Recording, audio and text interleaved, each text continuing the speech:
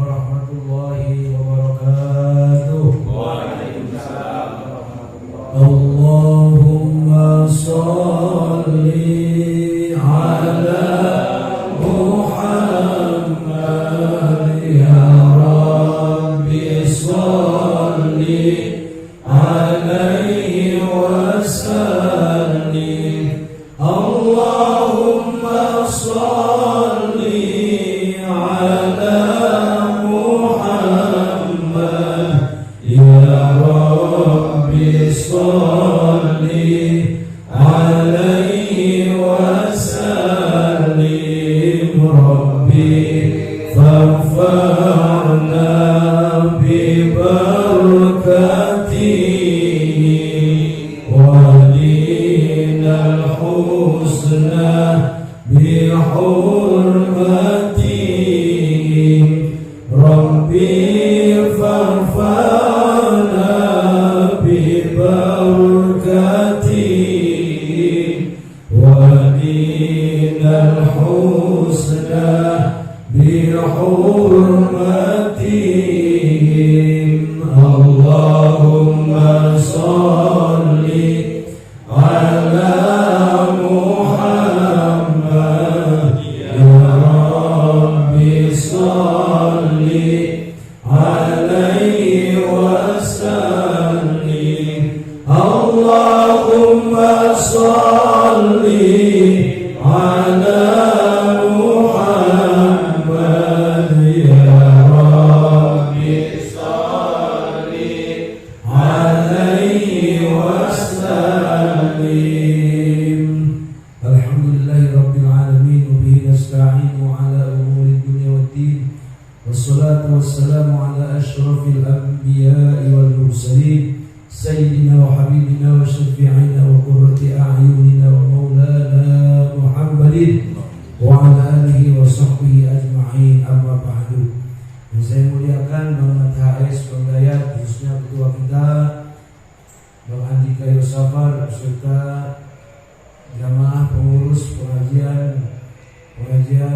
Al-Awwabin, khususnya yang hadir itu Bang Kusnadi dan semua para hadirin, para jamaah sekalian yang dirahmati Allah, diberkahi Allah Subhanahu wa taala. Alhamdulillah pada kesempatan malam Senin ini kita atas izin Allah dipertemukan kembali dalam rangka thalabul ilmi. Semoga duduknya kita ini akan mendapatkan rahmat dan keberkahan oleh Allah Subhanahu wa taala, sehingga kita diistiqomahkan dalam melakukan segala perintah-perintah Allah dan menjadikan kita orang-orang yang taat ibadah kepadanya. Amin. Ya Rabbal Alamin. Mengulang daripada pelajaran kemarin sampai daripada bagian rukun qauli, terutama bacaan-bacaan daripada sholat kita, yaitu bahwa terutama rukun qauli diantaranya yang pertama itu adalah mengucapkan takbiratul ihram, yaitu kalimat Allahu Akbar. Kalimat Allahu Akbar ini tidak boleh menyebutnya dengan bacaan mengulang daripada atau merubah huruf daripada kalimat Allah. Jadi tidak boleh menyebut Allahu Akbar, gitu kan? Ini harusnya Allahu Akbar. Coba Allahu Akbar. Lagi coba Allahu Akbar. Jadi ketika menyebut Allah, bibirnya mengikut Allah gitu. Jadi kalau Allah berarti belum jadi lam, bisa jadi waw. Jadi Allahu Akbar. Coba Allahu Akbar. Allahu Akbar. Allahu Akbar. Jadi lalu bagaimana kalau orang yang lidahnya tidak bisa melafalkan huruf, tidak bisa menyebut Allah, itu banyak. Allah itu lain cerita, itu khusus lain cerita itu. Tapi kalau memang dia sama sekali tidak mengerti daripada kalimat Allah itu, bahwa kalimatnya adalah hurufnya alif, lam, ha, tapi dia membacanya adalah Allahu Akbar. Ini perlu diluruskan, dibetulkan. Jadi kita ketika menyebut nama Tuhan kita kudu benar dan baik. Allahu Akbar, seperti itu. Coba lagi. Allahu Akbar. Lagi coba. Allahu Akbar. Nah, itu adalah hal yang pertama menyangkut daripada rukun qauli. Jadi Allahu Akbar itu rukun qauli. Adapun niatnya, saya niat sholat fardu isya barusan. Kalau kita kalau kita mengikuti imam, niat menjadi makmum. Karena Allah itu rukun qauli. Nah, selanjutnya ini yang perlu saya sampaikan juga mengenai daripada rukun sholat yang pertama adalah berdiri bagian puasa. Ini berdiri bagian puasa tentu untuk sholat yang 5 waktu. Pertanyaannya Bang Haji, kalau sholat sunnah duduk boleh dong? Boleh. Kalau ditanya orang sehat, siapa kayaknya? Berdiri ayo berikan. Artinya untuk sholat sunnah itu tidak diwajibkan berdiri seperti halnya sholat fardu. Ya, sebab sholat sunnah perintahnya aja sudah sunnah. Tapi yang namanya sholat fardu itu yang disebut berdiri bagian puasa, ini kudu berdiri. Bagi orang yang puasa berdiri, dia sehat, kakinya nggak pernah semurat, maka dia wajib berdiri. Tapi boleh dia nggak berdiri. Bagi orang yang sholat fardu boleh dengan udzur syar'i, misalnya sakit, kakinya kalau berdiri lemes, kalau berdiri itu kunang-kunang matanya, kalau berdiri perasaan goyah. Berarti kan kalau dia paksa berdiri bisa merusak keadaan dia sholat. Sebab berdiri betul, berdiri tegak, berdiri betul bagi orang yang puasa di dalam melaksanakan sholat fardu itu. Contohnya seperti ini. Ya, misalnya posisi kita menghadap ke kiblat. Jadi berdiri betul atau berdiri bagi yang puasa seperti ini berdirinya. Jadi pas kita niat usolli fardhol isya'i atau usolli fardhol subuhi raka'ataini mustaqbilal qiblati ada dari Allahu Akbar misalnya. Ini kita posisi diri kita seperti ini. Tidak boleh misalnya berdirinya begini. Santai. Iya, gaya. Ya, atau berdiri begini juga jangan ikut yang lain. Iya.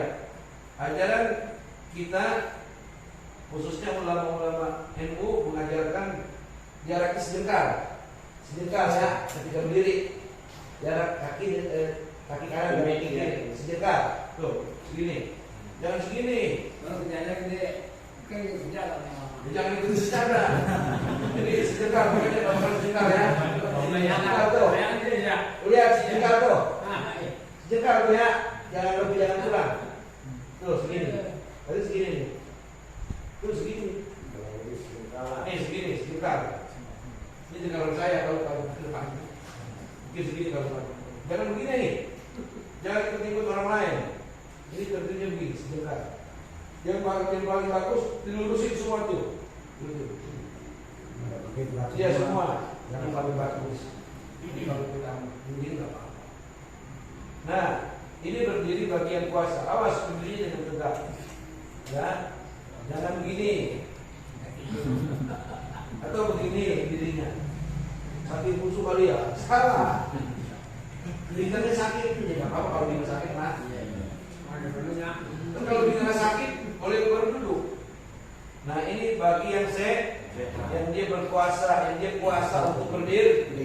Puasa itu sanggup untuk berdiri.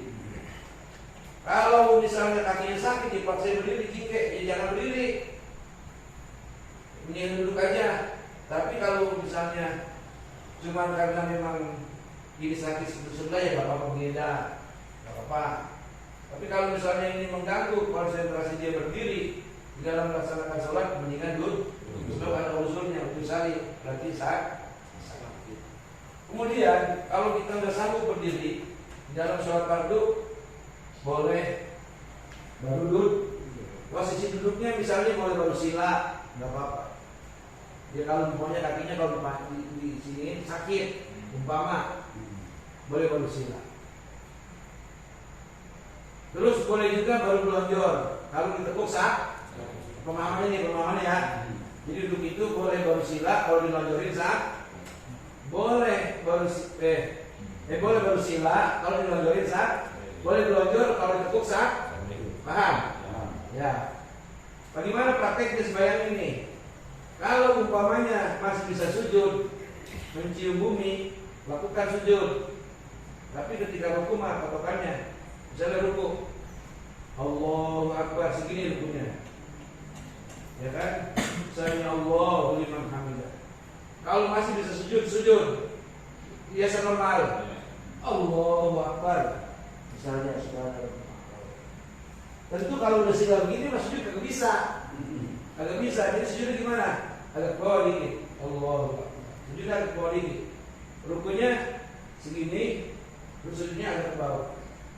Ini tentu buat orang yang kurang sehat atau melonjor. Sama kayak tadi, rukunya ke bawah sedikit, terus sujud agak lebih ke bawah sedikit. Tetap kalau dia masih bisa jalan, masih diperintah untuk sholat berjamaah. Nah, kalau misalnya uzurnya enggak terlalu kayak tadi, ya kan? Dia masih bisa duduk, misalnya duduk tasyahud awal atau duduk iftiros, namanya itu iftiros. Cuman dia kalau berdiri malahnya putar gitu. Tapi ini enggak sakit ya. Maka diperintah dia duduk seperti ini. Ya kan? Nah, paling dia hanya rukunya seperti ini, tapi sujudnya boleh seperti ini. Sujudnya biasa. Ya, hanya rukunya saja yang membuka badan sedikit. Misalnya ruku Allahu Akbar subhanallahil azim wa bihamdi subhanallahil azim wa bihamdi subhanallahil azim. Sami Allahu liman hamidah rabbana lakal hamd. Sujud biasa. Allahu Akbar subhanallahil azim. Paham ya? Paham ya? Dengan kata lain, bahwa sholat yang dikatakan jahil, bukti ketaatan kepada Allah, tidak ada alasan sakit untuk berhenti sebaik. Berdiri kagak bisa Bang Haji. Bisanya duduk begini kagak bisa. Berdiri begini kagak bisa. Bisa nyender, ya nyender tembok. Tetap ini stop biasanya. Aku ya udah ingetin bacaan-bacanya aja udah. Ingetin bacaan-bacaan sembahyang, baik dari usolli. Ya kan kalau misalnya, tapi nauzubillah jamaah ini jadi setruk. Ini umpamanya ada keluarga kita yang setruk, sama duit gocapan masih hidup, sama CPN masih kenal, berarti kan masih sehat. Cuma awal aku sembahyang bang, gue bagaimana mau sembahyang? Itu kita ajarin supaya dia nanti enggak dikatakan hamba yang ingkar kepada Allah Subhanahu. Kan sakit lah, Nabi Ayub lebih parah sakitnya, masih sembahyang, ya kan? Tetap kewajiban sembahyang kalau boleh ini, selak kaku badannya. Taruhlah dia hanya bisa tiduran lah, udah pada saat tiduran dia hanya mengingat bacaan sebaik.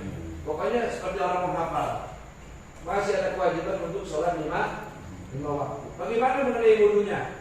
Nah kalau misalnya keluarganya, tapi memang bukan misalnya, kalau salah satu keluarganya udah bisa ngaji, paham, jadi bisa diwuduin, gitu, atau ditayamumin,